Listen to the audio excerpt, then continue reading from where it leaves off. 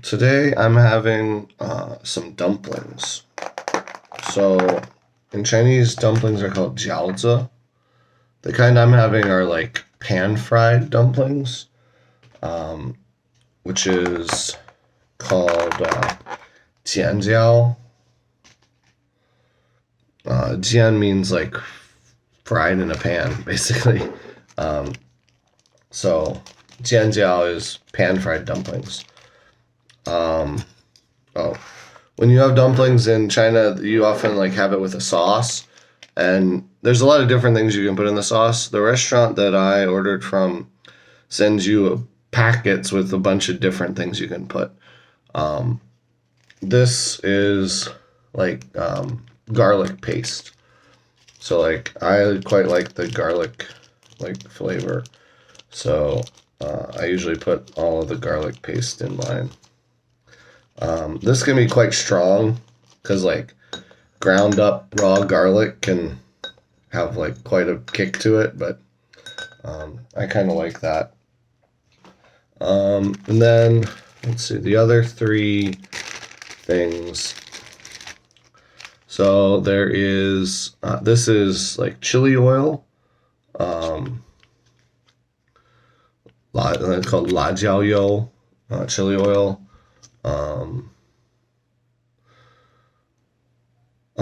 Soy sauce, or they're calling it dumpling sauce, but it's just soy sauce, and then vinegar. So this is called jiangyo, or here they're just calling it, yeah, they call it jiangyo. And then this is called tsu. Vinegar is called tsu. So since I got two servings, like they only put 6 dumplings in one serving. 12 is a little, they used to put more like 10 in one serving, that's about how much I want to eat. 12 is a little bit much, but 6 is not quite enough. So I think there were some, the price of meat went up last year or the year before that, and all the restaurants had to kind of figure out how to compensate for that. And this restaurant, this is a pretty big chain in the northeast of, in the northeast of China, called, wait, where do I have the name? Dongfang Jiaoziwang. So like Eastern Dumpling King. I think it might be in other parts of China. I know for certain it's very big in the northeast of China, but I think it might be all over China. Not really certain.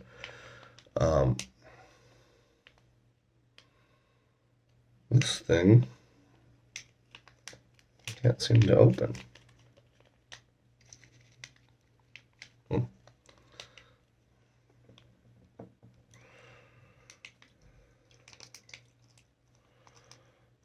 So the sauce that I like is with soy sauce and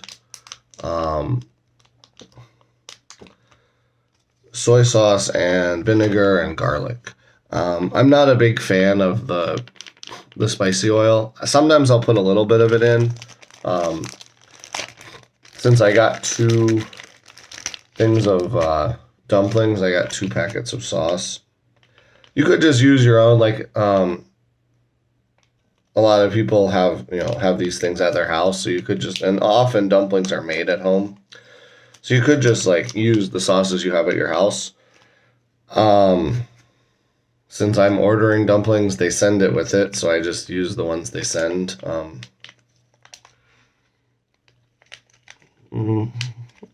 Damn, this really does not want to open. They're failing on their packaging.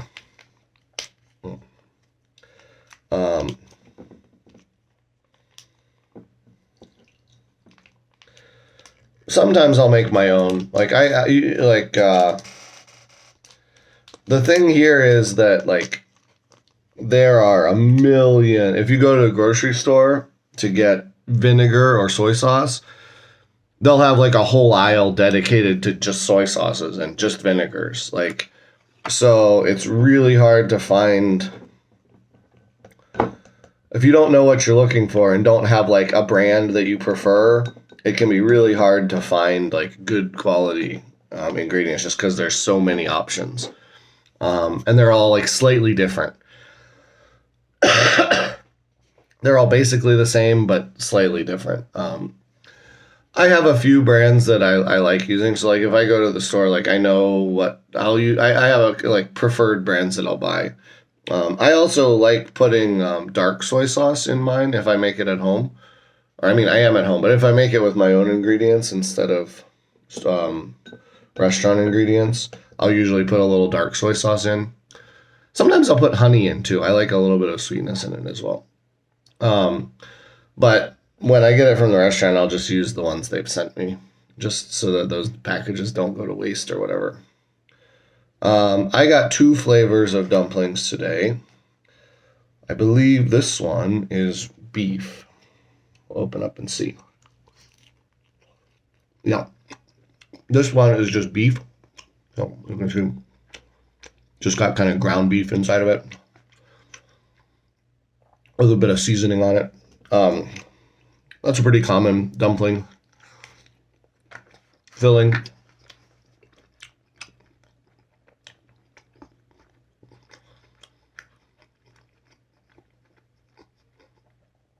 Beef is quite expensive here compared to other meats. So like beef is kind of considered a luxury. The cost of this beef one versus this other pork one that I got is not hugely different, but like a little bit more expensive. The beef one's slightly more expensive.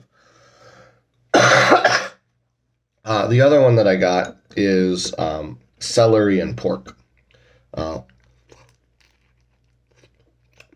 This is actually probably my favorite, celery and pork.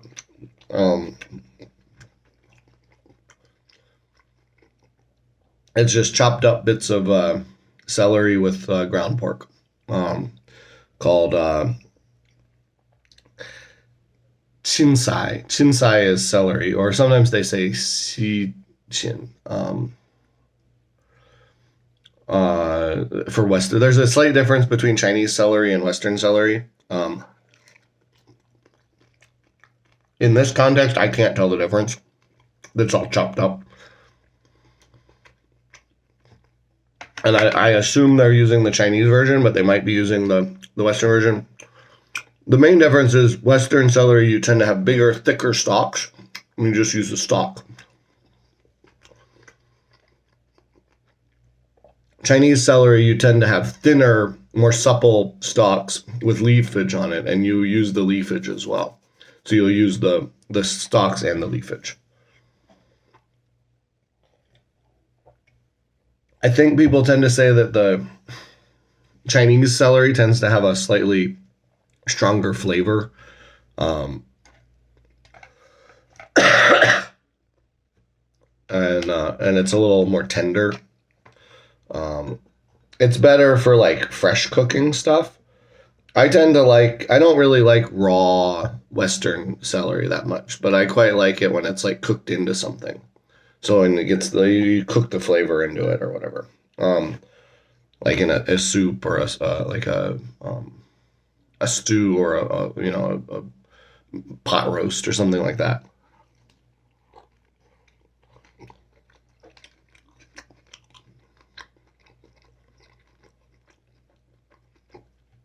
This style of dumplings, the pan-fried ones, are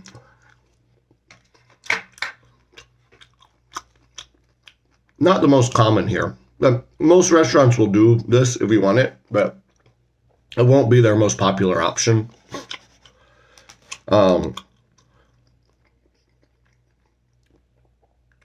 So the standard word for dumpling is jiaozi. And then you put another word before jiao and then drop the zi. Zi just means a small thing. So like a lot of times when you have a single word for something, you'll add zi just to make it a 2-character word. But then if you have some other word that can go with that word to make it a two-character word, you drop the z. You don't need the z anymore because you have, it's just a particle that makes it. Typically, words in Chinese are two characters, sometimes more. That's, I think, a misconception that Westerners have a lot of times, is that each individual character is a word, and it kind of is, but each individual character has something of a meaning. But in general, especially for nouns, it tends to be, in usage, you want to have two characters to make the full word.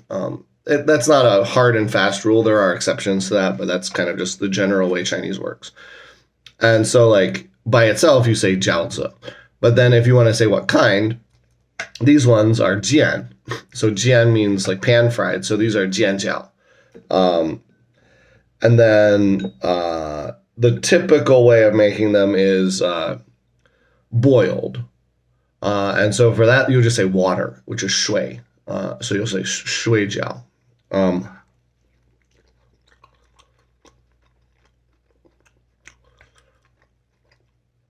But you can also have steamed, or actually, first I should say the boiled kind. Sometimes they'll say shui jiao. That's the typical thing people say, is just water dumplings.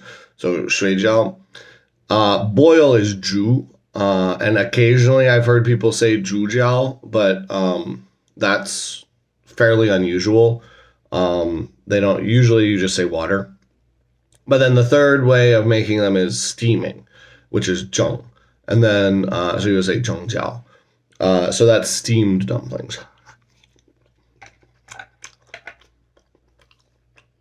I would say boiled are the most common, at least in this part of China.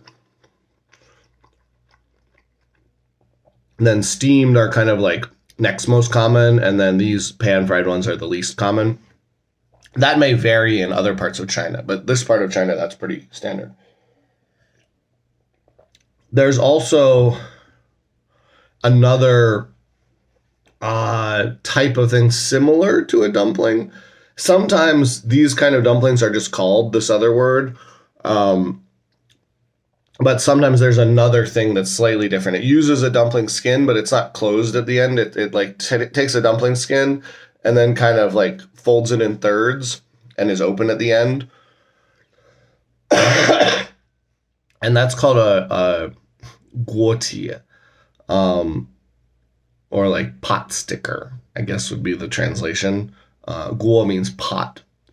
I don't really know what tia means, but I'm guessing it means stick, because I've heard the English word pot sticker, so I think these are like the Chinese translation of pot sticker. But they're similar to these pan-fried dumplings, but instead of being... So this one, they take a round dumpling shell and they seal it up all along the edge, and then they fry it in a pan. The guotie tend to be open. You have the round dumpling thing. You put the filling in the center, and then you kind of fold a third of it over and a third of it over, so that you kind of have just more like almost a taco or burrito kind of thing. But it's open at both ends usually. Maybe they'll press the ends down to seal it, but they don't always do that. And then they'll pan fry that the same way they pan fry these. So that's just like another dumpling adjacent item. Like, some people would call those dumplings. Some people might not. But also, I've seen this style of dumpling called that name before at restaurants. So there's a little bit of kind of overlap there.